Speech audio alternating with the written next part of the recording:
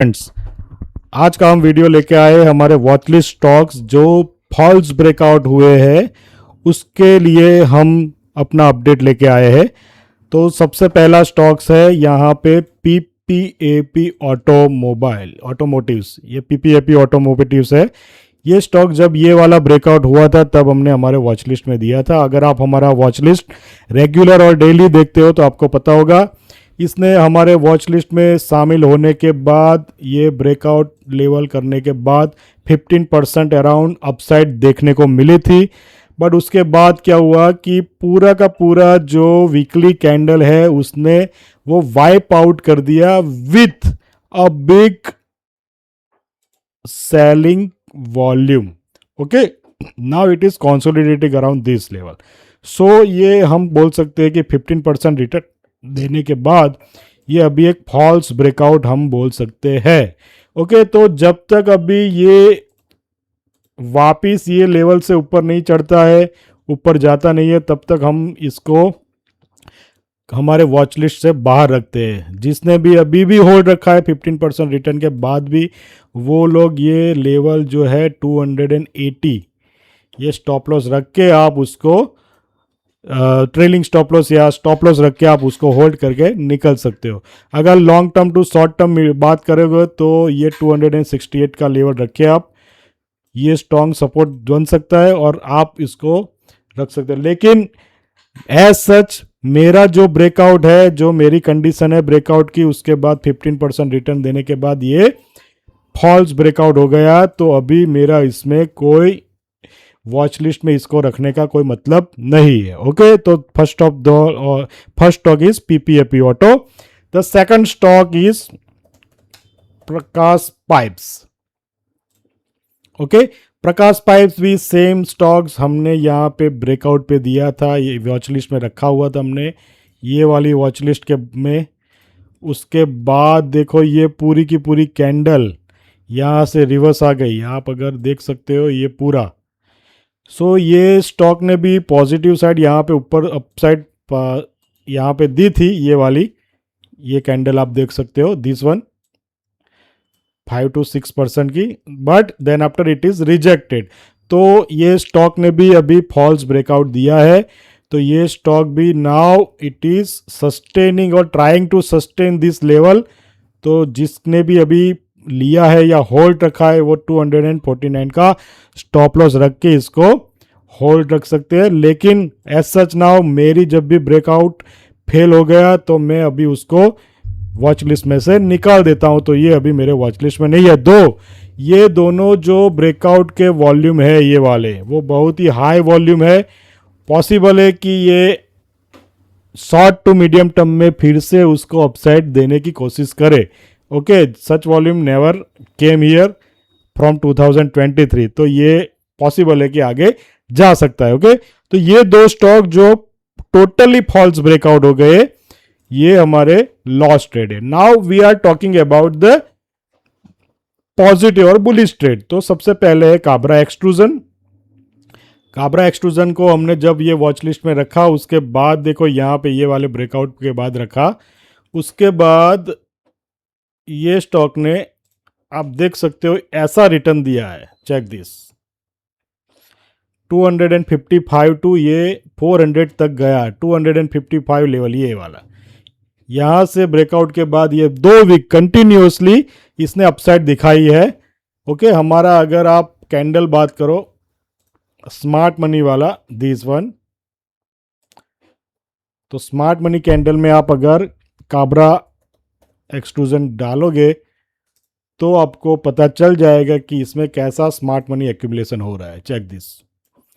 So Kabra extrusion have given a tremendous return, minimum 20 to 25% उसने upside हमें दिया है। उसके बाद हम अगर एथर इंडस्ट्रीज की बात करें तो उसने हमें ये ब्रेकआउट पे दिया था 1301 के बाद, उसने 11% का मूव भी दिया। कंसोलिडेट हो रहा है, अभी फिर से अपसाइड होने की उम्मीद देख रहे हैं हम। ये अभी भी होल्ड है लॉन्ग टर्म के लिए। इसको हर रोज देख के इसमें आप देख करके इसको भूल जाओ आप अपने पोर्टफोलियो में है तो एथर इंडस्ट्रीज। ओके, सो एथर इंडस्ट्रीज है। दूसरा स्टॉक है एथर एनर्जी। HER, वो भी हमने वॉच लिस्ट में दिया था, अभी भी स्ट्रॉन्ग अप ट्रेंड में। आप देख सकते हो यहाँ पे स्मार्ट मनी एक्यूमुलेशन हो रहा है। ओके, अगर आपको हम कैसे सीखना है कि ऐसे स्मार्ट मनी एक्यूमुलेशन कैसे फाइंड आउट करते हैं, तो हम ये 16 अगस्त को वेबिनार करने वाले हैं। इसका आप अगर चाहो तो हम हमारे टेलीग्राम में जोड़ के वो सीख सकते हो। इस बार हमने ब्रह्मास्त्र, दिव्यास्त्र एंड दिव्यास्त्र प्रो तीनों एक साथ हमने रख दिया है, तो आपको अलग से कोई वेबिनार करने की ज़रूरत नहीं पड़ेगी। ये सब ये फर्स्ट जनरेशन है, सेकंड जनरेशन है, ये अभी लास्ट अभी रिसेंटली हमने इसमें मॉडिफिकेशन किया। तो दिव्यास्त्र प्रो जो है, ये दिव्यास्त्र प्रो में हमने स्मार्ट कैंडल भी डाल दिए और बहुत सारे इसमें फीचर्स है जो मैं अभी आपको बता नहीं सकता। तो अगर आपका इंटरेस्ट है तो आप टेलीग्राम में मैसेज करें और हमारे वेबिनार में जोड़ सकते हैं। Okay, so this was the Ather energy. दूसरा स्टॉक है हमारा जो है SG mart.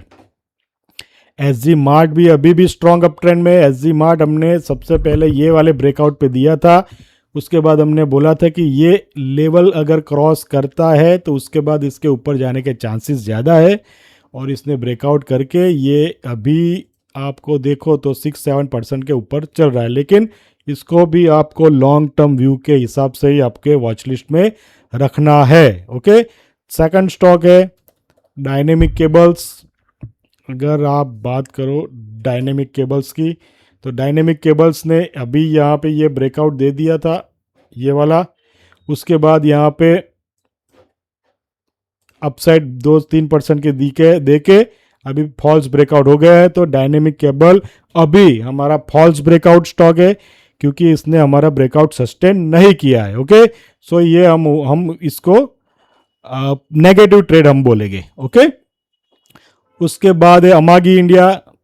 No doubt it is a long term stock, techno funda stock में इन्वॉल्व है हमारा, तो इसको आपको लॉन्ग टर्म के हिसाब से ही आपको देखना है और लॉन्ग टर्म व्यू के हिसाब से ही आपको इसको रखना है। Okay, I am also holding, this is disclaimer. और बहुत ही एक चर्चा थी डिलीवरी स्टॉक की, जिसको हमने मल्टीपल टाइम्स हमारे वॉच लिस्ट में रखा था, और इसने ये मल्टीपल रेजिस्टेंस जो था उसको ब्रेकआउट कर दिया था, लेकिन अभी नीचे आ गया।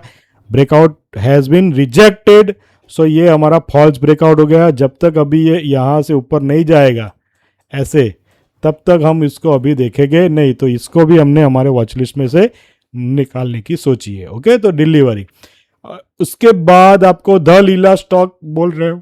द लीला में हमने आपको बोला था कि ये वाला लेवल 510 का जब तक ब्रेकआउट नहीं करता है तब तक इसमें एंट्री नहीं बनती है। अभी भी स्ट्रांग है। आप अगर इसमें देखो तो यहाँ पे पोल एंड फ्लैग ब्रेकआउट या पोल एंड फ्लैग जैसी पोजीशन अभी बन रही है, तो अभी इसको नज़र में रखिए। जब तक ये रेक्टेंगल को ब्रेकआउट करके ऊपर नहीं जाता, इसमें एंट्री पॉसिबल नहीं है। तो this was the Leela. Okay, KMEW, the second stock we have added in our watch list, and still it is in uptrend. No problem. After this 12% move was upside move was captured. अभी भी ये strong bull में ही है, तो इसको अभी भी रखना है हमारे वॉच लिस्ट में। उसके बाद बिल्ड प्रो भी अभी हमने जब भी वॉच लिस्ट में रखा, उसके बाद ये ब्रेकआउट के बाद उसने 10% का रिटर्न दिया था। डायरेक्टली यहाँ से 10% ऊपर खुला था यहाँ से। ओके, अभी ये कंसोलिडेट कर रहा है, तो जिसने भी शॉर्ट टर्म के लिए लिया था उसने बुक कर दिया होगा प्रॉफिट। लॉन्ग टर्म वाले अभी भी होल्ड है, और मेरे लिए भी ये अभी भी ये होल्ड स्टॉक है। Okay, so these are the stocks. Aegis logistic long term stock, still I am holding and still it is in hold. इसको मैं भूल गया हूँ, आप भी भूल जाइए, क्योंकि मुझे इसमें जो दिख रहा है ये आपको नहीं दिख रहा होगा। ये जब तक मुझे ये ऐसा चार्ट में दिखता है, मैं कभी भी इसको छोड़ता नहीं हूँ। Okay, so Aegis logistic is still hold. Then after Suven life science, हमने ये ब्रेकआउट जो है उसके ऊपर दिया था, उसके बाद ये स्टॉक ने ऑलमोस्ट 10 to 11% की मूवमेंट दी थी।